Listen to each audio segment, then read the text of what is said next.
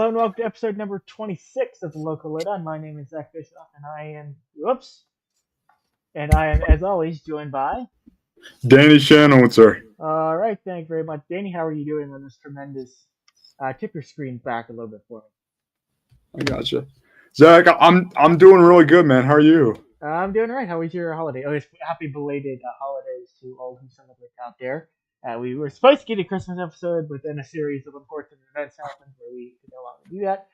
However, we are planning to have a New Year's Eve program to revisit our college football playoff stuff and preview all the pertinent bowl games, New Year's Six bowl games, and things of that nature. But as for now, we're going to be talking about the Pens as they won 7-0 over the uh, New York Islanders, with defenseman Chris Letang being a record setter that night, scoring six assists in just under, I believe, 19 minutes and 29 seconds. Danny, your thoughts? Zach, oh my goodness, man. Chris Letang becomes the first player in history to record 5 points in a period and had six of the seven goals for the Penguins were created as a result of Chris Letang. I mean, Zach, that is a full 60 minutes right there. I mean, man, oh man. From start to finish, the Penguins, just dominated. As you mentioned, Zach, it did not take Chris Letang very long at all to set that record, No. And it was like, I mean, if you were to draw everything up the way that you would want it, this script would be pretty much similar. Because I mean, Jake Gensel scored, what was it, 2 goals in 12 seconds? Yeah. Like that was, I mean, dude, that like just start to finish, it was incredible, man. I mean, obviously with Chris Letang stole the spotlight as he should, but I mean, they were contributions everywhere, and I'm just so I was so happy to after the Christmas break for the Penguins to really get off on a good foot here, and hopefully that continues against the Blues tomorrow here, man. And then we got the Islanders again. So I mean, that's it's gonna be a fun back stretch here for the Pens for sure. Danny, your thoughts on. Not that. Never mind. I think the announcer's jinx actually worked for the Penguins last night because the Pens TV announcers were talked about the James Hornet getting a goal. He did, and Yeah, then I think Jake Gensel. It was no, it was like Evgeny Malkin getting a goal. He did not long after they talked about him.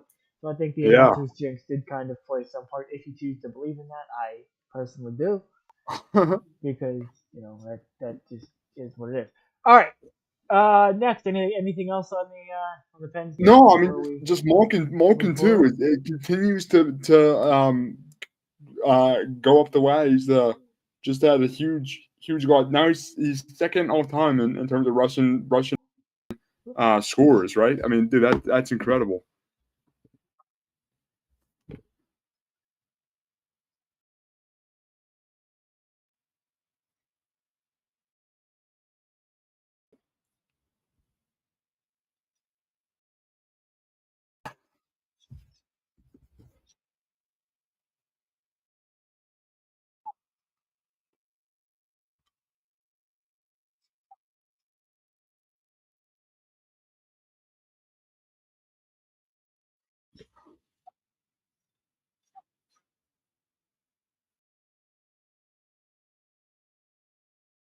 Yeah, Zach, dude.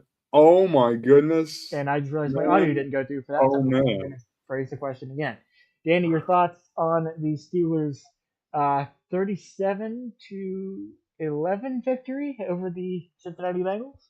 Yes, sir, Zach. Oh my goodness, man. Oh man. I'll say it again because it deserves twice the normal welcome, Zach. Dude, we have been probably one of the most critical um, podcasters um, in terms of the just letting the Steelers have it for how up and down 2023 has been, and it was so nice that the game was over before the game hit triple zeros, and that you the Steelers could kind of ride into the sunset into the Christmas holiday.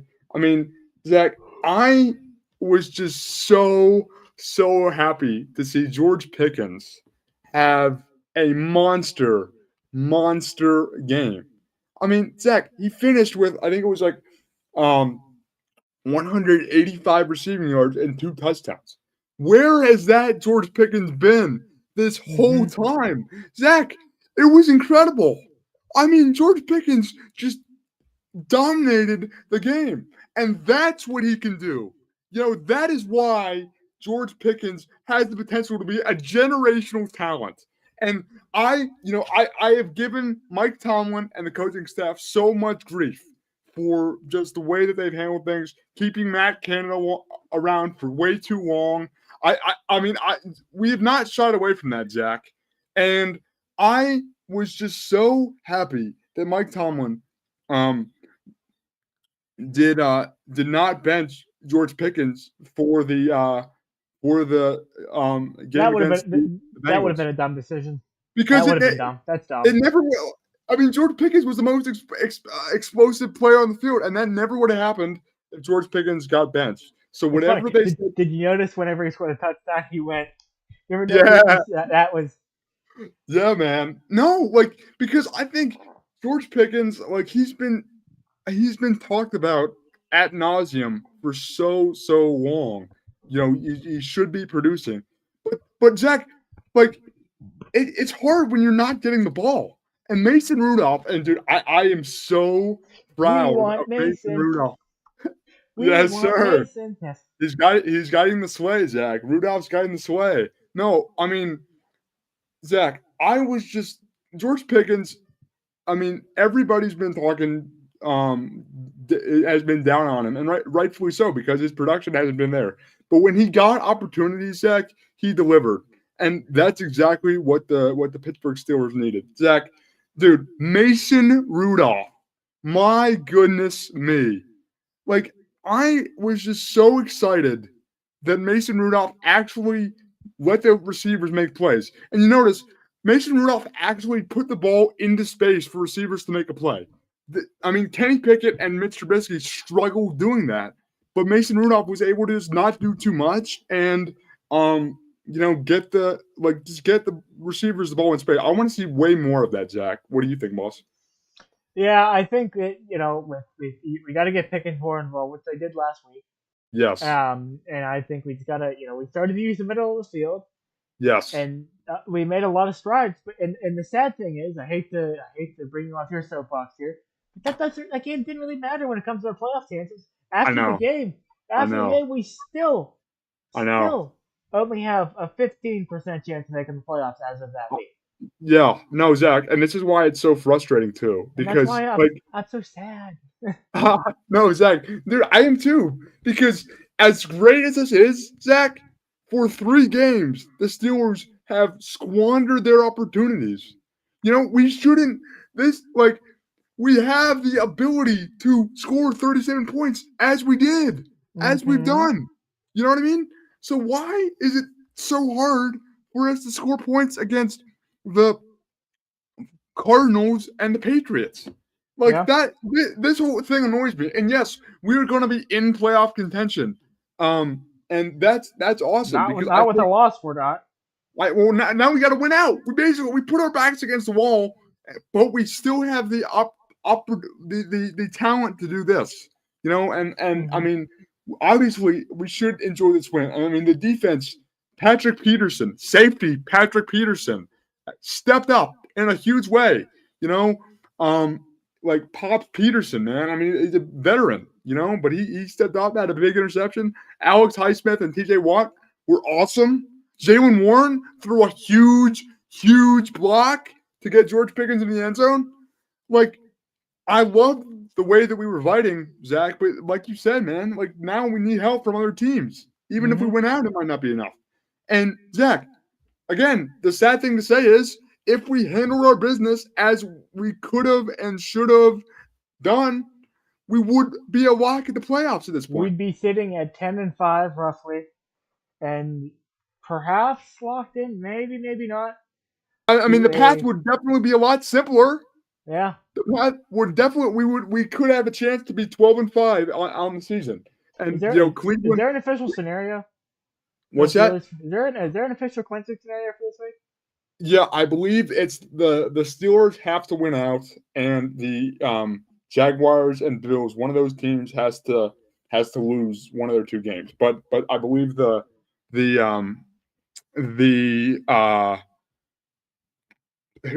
Bills are like playing the Falcons, or like it just like or the Jaguars are playing the Falcons, and another kind of not so good team. So we do need a little bit of help. But it's not it's not crazy because I think either Buffalo. I think Buffalo has to play somebody has to play the Miami Dolphins, which is that's gonna be a tough game no matter what. But I mean, and obviously we've seen it being the NFL, anything can happen. But I do think we need help, and I think even if either the Jaguars or Bills lose out, we still the Colts and Texans can't tie. And dude, remember that Oh situation yeah. Chargers Raiders a couple years ago, man, where they almost tied and we almost didn't make the playoffs. I don't want that to happen again. But I mean, it like you said, Zach. I mean, it is disappointing right now because look at the Browns. Yesterday, the Browns clinched the playoffs for the first time or the second time in 21 years, and they have just taken care of business with depleted. Did you hear what they were chanting? I did. Oh yeah, Pittsburgh sucks, right? Pittsburgh sucks. Yeah. Yeah, but Zach, it like again, there's no. Clevelanders. What's up? The Clevelanders. Yeah, Clevelanders. no, good grief, right? I mean, I am though. I'm excited. I am happy for Joe Flacco in the abstract because what he's doing is pretty cool. But if we if we would have like if we would have done better against the either the Colts, Patriots, or Cardinals, we would be having a different conversation. And now it's just we left it up to other teams, man, which is frustrating. But Jack, I mean, and here's the thing too. I'm glad that Mason Rudolph is starting because there's talk of Kenny Pickett might start, but I think we have to ride the You got hot to ride hand. the hot hand. Yep. Exactly. You have to ride the hot hand, but also and I again, this is overall. I wanted this overall to have the tone of a positive segment, because the Steelers won their last opportunity, which is great. We're sitting at 8-7 right now, and we have a chance, which is all we need. So you're saying there's a chance, right? All you need is a chance. But here's the thing, Zach. What took so long for us to go to Mason Rudolph? I mean, yeah, I have yet to understand that. I have, like you said, Zach, I don't get that, and I was just so proud of Mason Rudolph because he just didn't try to do too much. He was so calm under pressure. And Zach, I mean, I saw a drill. I don't know. There's a clip going around that illustrates the quarterback situation perfectly. Like, Rudolph went and his throw was immediately, online, like just exactly what you want, right at the chest of the coach. And then Pickett's was like off to the side, and then Trubisky's was like down low. The guy had to like reach to go get it. So again, I'm glad that Rudolph is at quarterback now instead of Mitch Trubisky. But what took so long for the Steelers to make that change? Because he's the longest tenured quarterback for us. So that's kind of puzzling to me. But anyway, I digress because we are where we are, right? Mm-hmm. For better or for worse. All right, and Danny, lastly, your thoughts, and this will be a short episode. We apologize for that. But lastly, getting your thoughts on Pitt basketball as we move into ACC play, which begins tomorrow at noon Eastern Standard Time, as the Panthers currently sit with a record of 9-3, I believe. Your thoughts? Yes, sir. No, it's dude, ACC play is upon us. Syracuse is going to be tough. I have not watched a ton of Syracuse. Pitt is favored by 1 point. What's up? Syracuse is a 1 point dog. Syracuse is okay. Here we go. So it's gonna be barn burner. Gonna be Mm-hmm. barn burner. No, yeah, Syracuse is gonna obviously. Um, they're always tough. You know, even with Jim Boeheim retiring, they're still gonna be tough and probably gonna still play some zone. Actually, maybe not. I'm not sure what they're gonna play, but yeah. I mean, I think this is where we really find out what Pitt basketball is made out of. You know, because we've played some pretty easy competition in the first month of the season. But I mean, now is where we really now it really matters because it's conference play. And Zach, I mean, dude, let me look at this real quick. But we play Syracuse tomorrow at noon, and then we play I think Duke and UNC in the same week or something, or like back to back with Miami sprinkled in there too. So yeah, UNC is our next game, January 2nd. Then we play Louisville, which that should be an easy one. But then there's Duke, Syracuse, and Duke again. Georgia Mm-hmm. Tech and Miami. So I mean, it's going to get real pretty quick, pretty quickly for the Panthers. And the biggest key for me, Zach, is Ishmael Leggett. Right when Ishmael Leggett is playing well and hitting shots, the Panthers are playing well. You know, and he's a streaky shooter, but he definitely has the um, ability to go on a scoring tangent. You know, as he's done. He's scored 1,000 points in his collegiate career already with his 3 seasons at Rhode Island. Um, but he has the ability to be a game changer because what's going to happen, Zach? I mean, and we've seen this already, but Bob Carrington is going to have to be more of a pass first point guard, I think. You know, because teams are going to be keying on the true freshman as they should be because he has just great. He's got a great all around game, but obviously, Blake Henson going to be a huge key. Zach, I think Blake Henson. You know how Blake Henson in the West Virginia game, he had I think 9 3-pointers in that game, and like something like 7 in a row or something like that. I think he's going to go off against Syracuse. I think the Panthers are gonna win in dramatic. I'm gonna say 80-62. Zach. I think we're gonna blow Syracuse out, and I think Blake Henson's gonna have at least 25 points.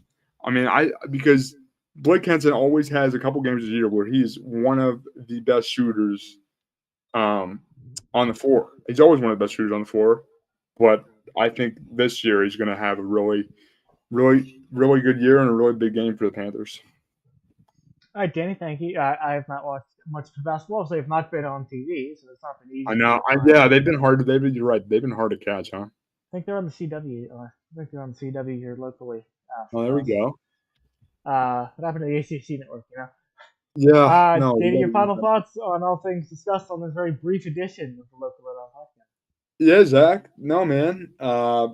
We are almost on the cusp of 2024 here, man, and we're getting down to the wire and in football, and starting the second half and meaningful half of hockey and basketball with conference play coming up. Yep. So, I mean, it is a great time of year. And dude, I mean, all the Pittsburgh teams are in the mix, and that's what we want, right, Zach? I mean, dude, Zach, Pirates Fest is January 6th, right? I have a little bit of Bucko fever, Zach. I do. So I'm looking forward to everything, man. I really am. Uh huh. Yeah, we do plan to have a New Year's Eve edition of the Local Lowdown podcast where we will likely reopen the book on the. We would like to revisit our CFP picks and update those necessary. We will preview all of the New Year's Six bowls, and we will preview um, all of the other semi good bowls. Right there, I saw Rutgers won over Miami, and I believe it was the Pop Tart Bowl. That Yeah, didn't even. I think that's a new one. I have not heard of that one before. I love the bowl. The bowl names are awesome. The Gasparilla Bowl, the Cheez It Bowl, Pop Tarts Bowl. Idaho Love Potato it. Bowl. Yeah, dude. Played on blue turf in Boise, Idaho. Yeah, the Pizza Hut Bowl, I think there was. What else? Duke's Mayo Bowl. West Virginia Yeah, won oh, that game. dude, the Mayo Bowl is awesome. Yeah, True West Virginia. Yeah, facts. Another one. Holy. Oh All right. Well, Danny, if you have nothing further, no, sir, dude. nothing further. Okay. Thanks for having me. Yeah, we'll be sure to see you New Year's Eve at a time to be determined. We will confer with about that after we wrap up production here on this one, which we are going to do right now. Anyway, he's Daniel. You know who I am, Zach Bischoff. We will see you next time. We'll see you on New Year's Eve, actually, right here on the Local Lowdown podcast.